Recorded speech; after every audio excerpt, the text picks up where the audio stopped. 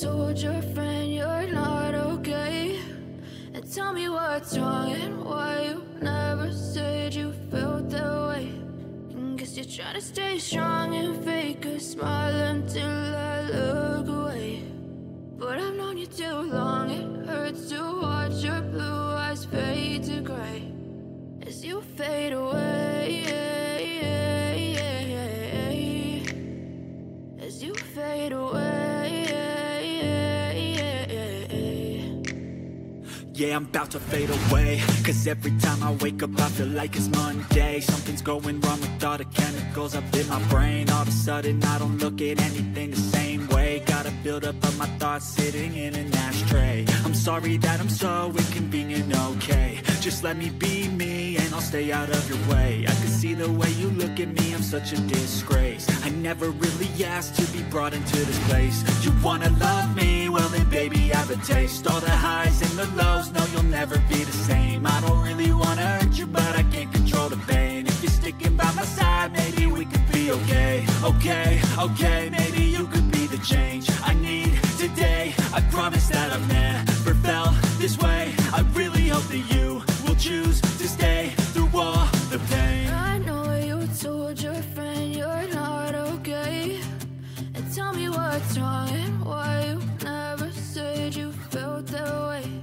And guess you're trying to stay strong and fake a smile until I look away. But I've known you too. Good morning everyone, welcome back to the channel, welcome to the new vlog. আশা করি সবাই ভালো আছো, আমিও ভালো আছি। আজকে কি বার রে? এখানে তারিখ বার কিছুই মনে থাকছে না, কি জানে আজকে মনে হয় রবিবার। যাই হোক কিছু একটা হবে হয়তো। আজকে কলপা থেকে আমরা বেরিয়ে যাব। আর কালকে যা বাজে ওয়েদার ছিল আর যা হাড় কাঁপানো ঠান্ডা ছিল, আজকে সকালবেলা আমি পর্দা সব খুলে দিয়ে শুয়েছিলাম, এত সুন্দর রোদ উঠেছে, সামনে পাহাড়টা পুরো বরফে ঢেকে গেছে আর পুরো ঝলমল করছে রোদে। তোমাদের দেখাই দাঁড়াও। আর এখনো চাটা কিছু হয়নি, ফ্রেশ হয়ে গেছি, 7:30 বাজে বোধ হয় ফ্রেশ হয়ে গেছি। চা হলে চা খেতে যাব। আমি জাস্ট একটু রোদে দাঁড়িয়েছিলাম বারান্দায়, এত আরাম লাগছে, গাটা পুরো গরম হয়ে যাচ্ছে। তাও দেখাই তোমাদের।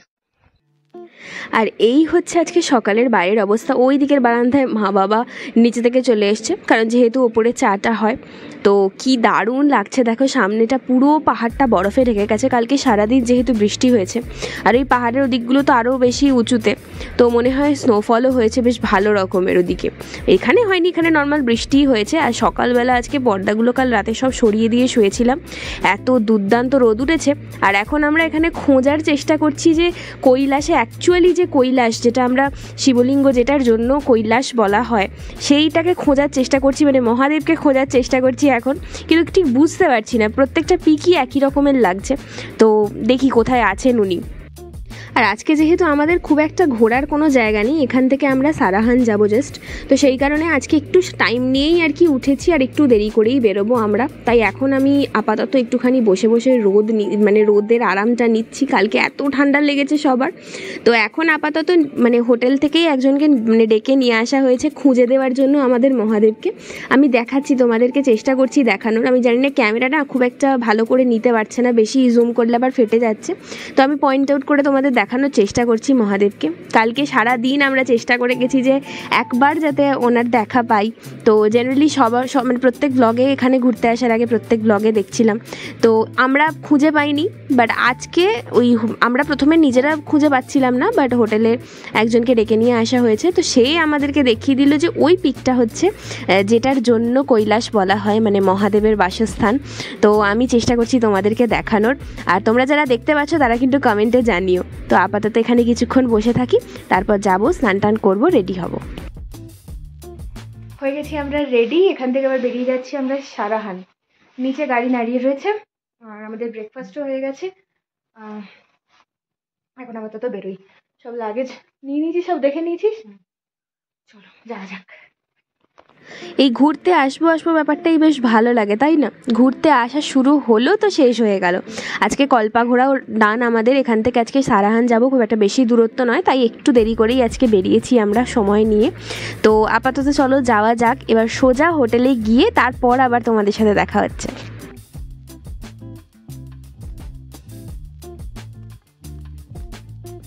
এসে গেছি আমরা সারাহান, আর চেক ইনও করে নিয়েছি। এই হচ্ছে আমাদের হোটেল, যেটা রাস্তার একদম ধারে, আর এখান থেকে জাস্ট 5 মিনিটের দূরত্বে হচ্ছে ভীমাকালী টেম্পল। তো এখন আপাতত তোমাদেরকে দেখিয়ে দিই আমাদের রুমগুলো কেমন। আমরা আছি ফার্স্ট ফ্লোরে, আর সেকেন্ড ফ্লোরে আরও 2টো রুম আছে। তো এই হচ্ছে সিঁড়ি দিয়ে উঠেই প্রথম ঘরটা আমার আর আমার ভাইজির, বাকি পাশে মা বাবারা রয়েছে। আর এই হচ্ছে ছোট একটা ঘর, যেহেতু মানে জাস্ট আজকে রাতের জন্যই এখানে স্টে করছি, একটা দিনের জন্য, তাই মোটামুটি ঠিক আছে, কাজ চালাবার মতো। তো এখন আপাতত যাচ্ছি লাঞ্চ করতে। আর এই হচ্ছে আমাদের হোটেলটা। তোমরা যদি কেউ ডিটেলস জানতে চাও আমাকে কমেন্ট করো, আমি দিয়ে দেবো তোমাদের।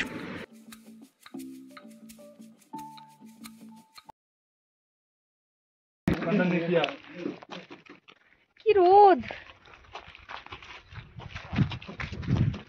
এ কি করছে? ঠান্ডা হলে অসুবিধে, বৃষ্টি পড়লে অসুবিধে, রোদ হলে অসুবিধে।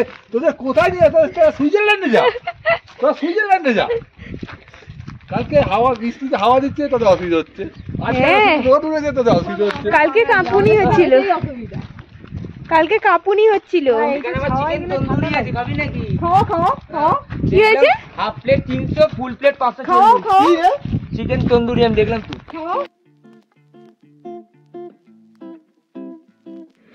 আমরা অ্যাকচুয়ালি ঠিকঠাক টাইমেই সারাহান ঢুকে গেছি, মোটামুটি এখন লাঞ্চ টাইম ওভার হয়নি, তো এই 2-2:30 মতো হয়তো বাজে হার্ডলি। তো দাদারা এসে খোঁজ নিয়ে গেছে, সামনেই একটা হোটেলে এখন যাচ্ছি আমরা লাঞ্চ করতে, সব বুফে সিস্টেম নাকি। তো যে হোটেলটায় আমরা স্টে করেছি সেখানেও খাবার ব্যবস্থা আছে, কিন্তু ব্যাপার হচ্ছে যেগুলো খাবার ব্যবস্থা এই মুহূর্তে ওদের কাছে অ্যাভেলেবেল আছে সেগুলো এই মুহূর্তে আমাদের খেতে ইচ্ছে করছে না, মানে পরোটা ফরোটা এইসব কিছু আছে। এখন আপাতত আমাদের একটু ভাত চাই, আফটার অল বাঙালি বলে কথা, তাই না? তো এই যে আমাদের জাস্ট হোটেল থেকে 2 মিনিটের দূরত্বে এই হোটেলটা, যেখানে আমরা খেতে এসেছি লাঞ্চ করতে। তো এখানে সব বুফে সিস্টেম, অনেক কিছু খাবার দাবার আছে, পুরো সেলফ সার্ভিস। তো আপাতত সবাই রেডি হয়ে বসে গেছে এখানে খাবার জন্য। এখানে গরম জলের রাখা রয়েছে, তো আস্তে আস্তে একটা করে খাবার আসছে। কি কি খাবার আসছে সেটা তোমাদেরকে দেখাচ্ছি ডেফিনেটলি। এখানে আছে ভাত, পনির এসে গেছে, আরও অনেক কিছু আছে, দেখাচ্ছি তোমাদের আস্তে আস্তে, দেখতে থাকো। এই খাবার জায়গাটা না বেশ ছিমছাম সুন্দর, আর যারা খাবার দিচ্ছে ওরা বলে দিচ্ছে বারবার যে যতটা খাবেন ততটাই নেবেন। অনেকে হয় না যে এক গাদা জিনিস নিয়ে নেয়, নিয়ে তারপর খাবার নষ্ট করে, তো যে জিনিসটা একদমই সঠিক নয়। তো সেই জন্য ওরা বারবার বলে দিচ্ছে অল্প অল্প করে নিতে, যতটা লাগবে ততটাই খেতে। তো এখানে আপাতত ভাত, পনির, ডাল এসে গেছে, এখানে রুটিও এসে গেছে, ফুলকো ফুলকো, যারা রুটি খাবে তারা রুটি। এছাড়াও আরেকটা জিনিস আছে যেটা আসছে, এখনও পর্যন্ত এসে পৌঁছায়নি, যেটার জন্য আমরা অপেক্ষা করছি, সেটা হচ্ছে এই যে চিকেনের ঝোল, পুরো বাঙালি স্টাইলে। আপাতত আমরা লাঞ্চটা কমপ্লিট করি। লাঞ্চ টাঞ্চ করে এসে একটুখানি রেস্ট নিচ্ছিলাম আমরা, এ তো পাশে ঘুমিয়েই পড়েছে। এখন আমরা যাব ভীমাকালী মন্দিরে, যেটা একদম 2 মিনিট, মানে হাঁটা পথ 2 মিনিট আমাদের হোটেল থেকে, যেখানে আমরা আছি। তো এখন উঠবো, একটু রেস্ট নিচ্ছিলাম জাস্ট, এখন উঠবো, উঠে একটু মানে রেডি হয়ে নেবো, নিয়ে তারপর আমরা যাব, কারণ ওখানে শুনলাম 6টা 6:30টার দিকে আরতি হয়। তো তার আগে আমরা যাব, 2 মিনিট লাগবে, তাই খুব একটা তাড়াহুড়ো নেই, আরামসে রেডি রেডি হয়ে। আর আমার ভাইজি তো পাশে খেয়ে দিয়ে এসে ভস করে ঘুমোচ্ছে। আমি এখানে, আমার ঘুম হয়নি, আমি বসে বসে বাইরের দৃশ্য এনজয় করছি। এই হচ্ছে হোটেলের, মানে আমাদের রুম থেকে একদম রাস্তাটা দেখা যাচ্ছে। হালকা ফুলকা রেডি হয়ে নিলাম, এখন আমরা যাচ্ছি ভীমাকালী মন্দিরে পুজো দেবো, আর ঘুরে আসবো এদিক ওদিক। আমরা যে হোটেলটায় স্টে করেছি সেই হোটেলটার নাম হচ্ছে হোটেল কাসাং। তো হোটেল কাসাং থেকে ভীমাকালী টেম্পলের দূরত্ব হাঁটা পথে বলছি 6 থেকে 7 মিনিট মতো। অ্যাকচুয়ালি দূরত্বটা খুব একটা বেশি না, মন্দিরটা কাছেই দেখা যাচ্ছে চোখে, কিন্তু যে রাস্তাটা দিয়ে যেতে হচ্ছে সেই রাস্তাটা ভীষণ ঘুরে, তো সেই কারণে একটু যা টাইম লাগছে। তো এখান থেকে আপাতত পুজোর ডালা কিনে নেওয়া হবে। সামনে মানে মন্দিরের চত্বরের সামনেটাতে প্রচুর দোকান রয়েছে পুজোর ডালা, তোমরা এখান থেকে পুজোর ডালা কিনে নিতে পারো। তো আপাতত এখান থেকে মায়েরা সব পুজোর ডালা কিনবে, কারণ ভিতরে আজকে পুজো দেওয়া হবে। একটু পরে আরতি আছে, বাট জানি না আরতি দেখতে দেবে কি না, কারণ ওখানে সম্ভবত আরতির টাইমে কাউকে থাকতে দেয় না। তো এই আর কি, আপাতত পুজো টুজো নেওয়া হোক, মানে ডালাটা কেনা হোক, কিনে তারপরে মন্দিরে যাব আমরা পুজো দিতে। আর এই মুহূর্তে আমি যে ফোনটা দিয়ে ব্লগ শ্যুট করছি সেই ফোনটা অলমোস্ট ফুল, মানে আর কোনো ভিডিও করা যাচ্ছে না। তো আমি জানি না বাকি ভিডিওগুলো কিভাবে হবে, তো তোমরা দেখতে থাকো, কিছু হয়তো একটু মিস আউট। তো তো ভীমা কালী মন্দিরের ভিতরেও কিন্তু গেস্ট হাউস আছে, থাকার মতো অনেকেই থাকে, প্রচুর মানুষ থাকে। কিন্তু আমরাও প্রথমে ভেবেছিলাম, কিন্তু কোনো এক্স্যাক্ট ফোন নাম্বার পাইনি যেটা দিয়ে ওদের সাথে যোগাযোগ করব বা আমরা ঘর বুক করব। তো সেই কারণে আমি তোমাদেরকে প্রোভাইড করতে পারছি না সেই নাম্বারটা, সেই কারণে আমাদেরকে বাইরে হোটেল নিতে হয়েছে আর কি। না হলে খুব ইচ্ছা ছিল যে এখানের গেস্ট হাউসেই থাকবো। এনিওয়ে, তো এখন আমরা মন্দিরের ভিতর ঢুকছি, বাট ভিতরে ফোন অ্যালাউ নয়, তাই জন্য ফোন টোন সমস্ত কিছু, মানে ফোন, যে কোনো লেদারের জিনিস, বেল্ট ফেল্ট যে কিছু অ্যালাউ না।